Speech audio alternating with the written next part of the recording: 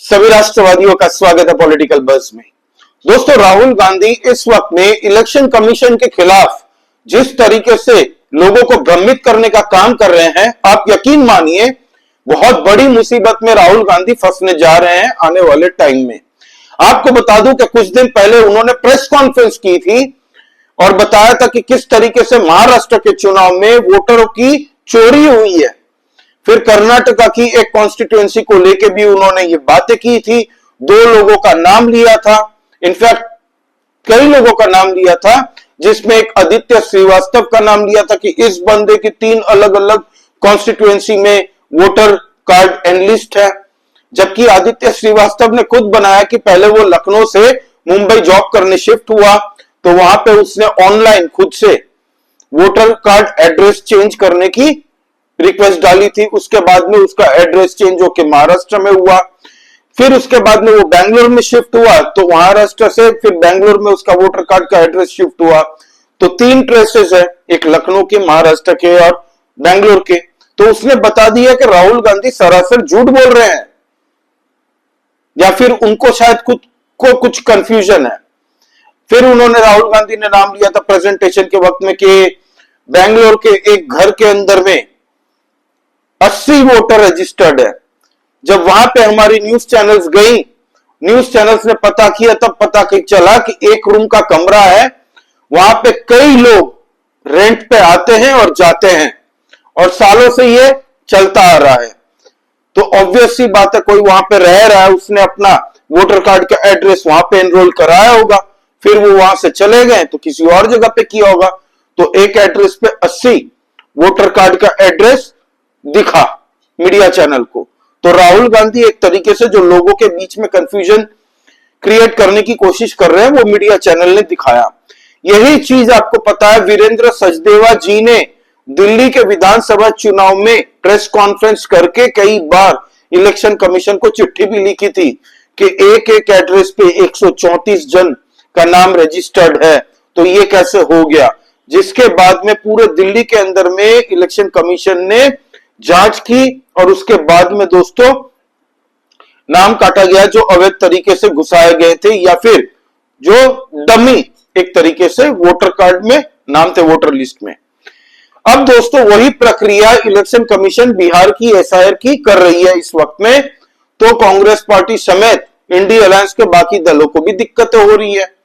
अब राहुल गांधी ने एक और नया कैंपेन लॉन्च कर दिया इलेक्शन के कमीशन के खिलाफ कि वोट चोरी के खिलाफ में कांग्रेस पार्टी एक अभियान शुरू कर रही है जिसमें लोगों से सपोर्ट मांगा है वोट चोरी को रोकने के लिए। आप पहले तो ये वीडियो देखिए, फिर हम चर्चा को आगे बढ़ाते हैं। It is critical that we expose voter चोरी। इस कैंपेन का पूरा समर्थन कीजिए, please support this campaign fully. हमारे वेबसाइट पे पूरा का पूरा इंफॉर्मेशन है, डेटा है। आप इस मूवमेंट में शामिल होइए और हिंदुस्तान में जो वोटर चोरी हो रही है उसको रोकने का काम कीजिए। धन्यवाद।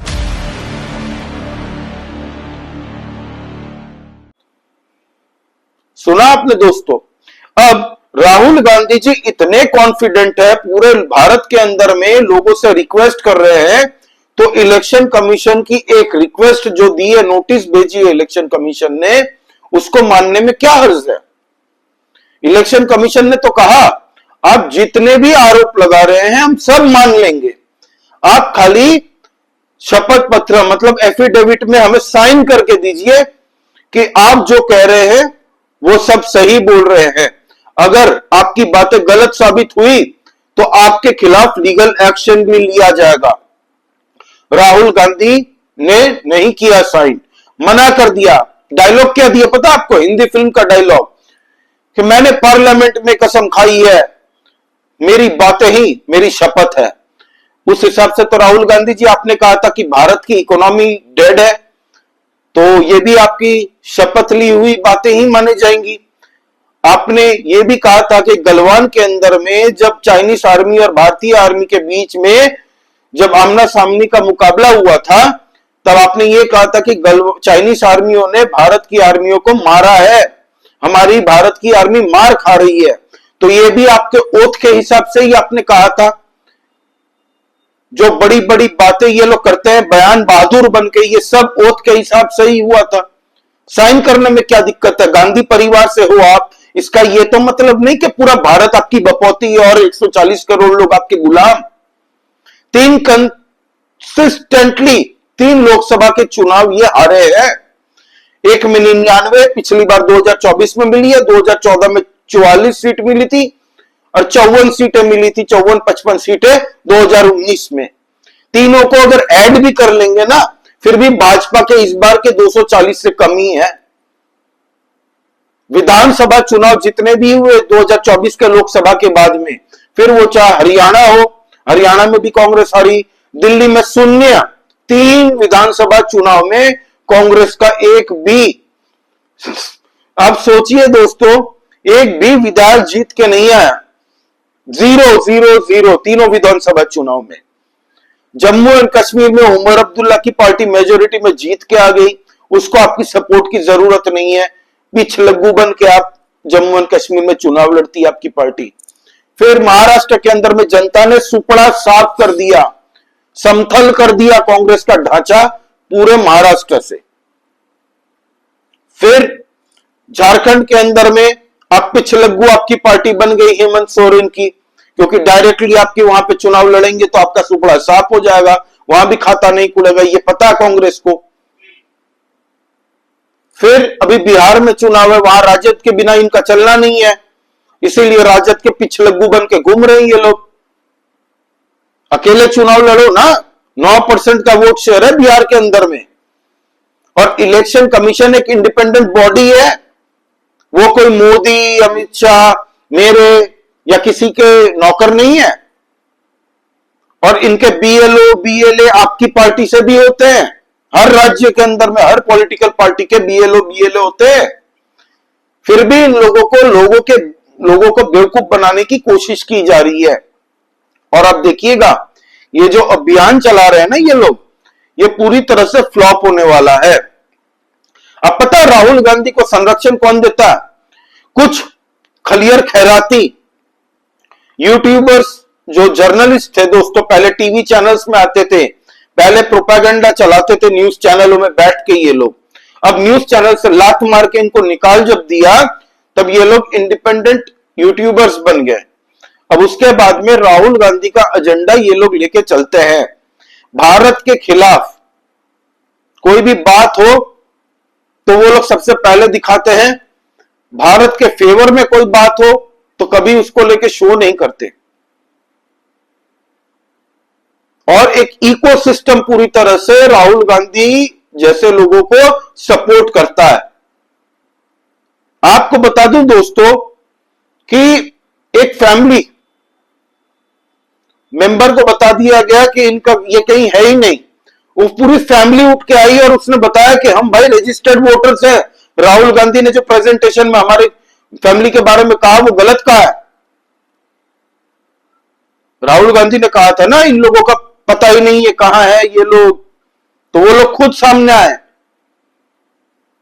तो कब तक लोगों को बेवकूफ बनाने की कोशिश की जाएगी? वो कहावत है ना, if you can not convince someone confuse them, वो ही कांग्रेस पार्टी का तकिया कलाम बन चुका है। इनके जो चाटुकार हैं सोशल मीडिया में कोशिश कर रहे हैं भ्रांति फैलाने की, लेकिन सोशल मीडिया में तो चलेगी नहीं इनकी, लोग वहां पे भर के जवाब दे रहे हैं अपने हिसाब से।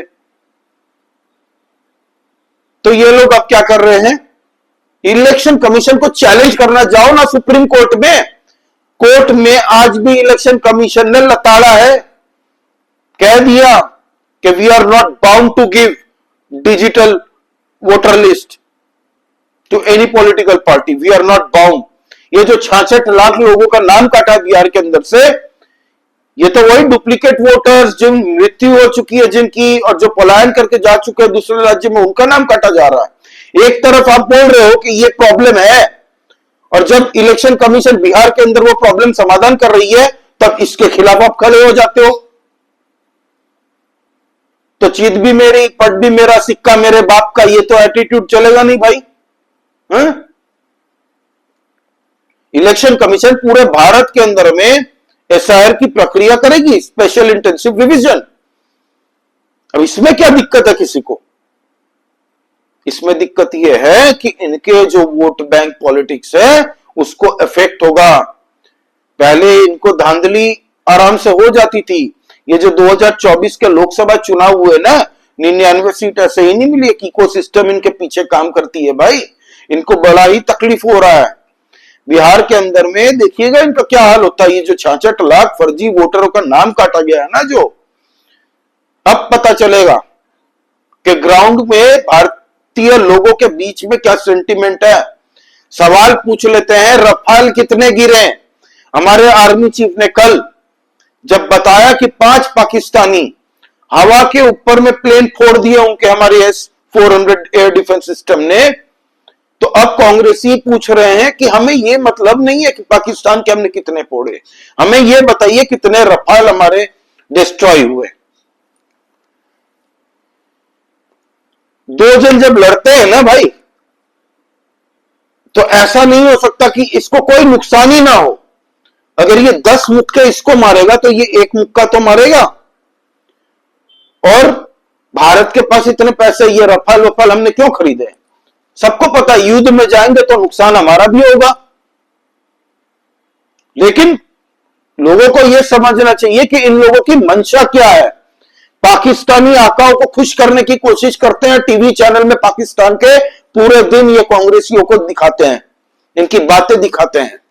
कुछ दिन पहले बिलावल भुट्टो ने कह दिया हमारे इंसान भारतीय पार्लियामेंट में, हमारे लोग सब समझते हैं कौन है भाई वो।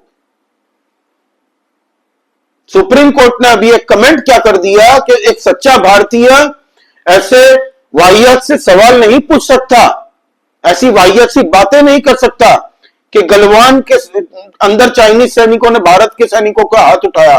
सब पूरी दुनिया को पता है, पूरे दुनिया, अमेरिका के बड़े बड़े न्यूज़पेपरों ने भी छापा ये बात कि भारतीय सैनिकों ने चाइनीज सैनिकों को तोड़ दिया पूरी तरह से। 45 चाइनीज सैनिकों को मिट्टी में मिला दिया, जबकि हमारे 20 शहीद हुए थे रात के अंधेरे में। चाइनीजों ने धोखे से हमला किया था, उसके बाद में जब हमने कार्यवाही की तो हमने 45 को मारा। तो यह दिखाता है राहुल गांधी किस एजेंडे पे निकल चुके हैं। अब आने वाले टाइम पे ये जो अभियान कर रहे हैं ना, हिम्मत है तो साइन करके दीजिए इलेक्शन कमीशन को। मैं चैलेंज देता हूं राहुल गांधी को, साइन करिए फिर अभियान चलाओ ना, तब मजा आएगा।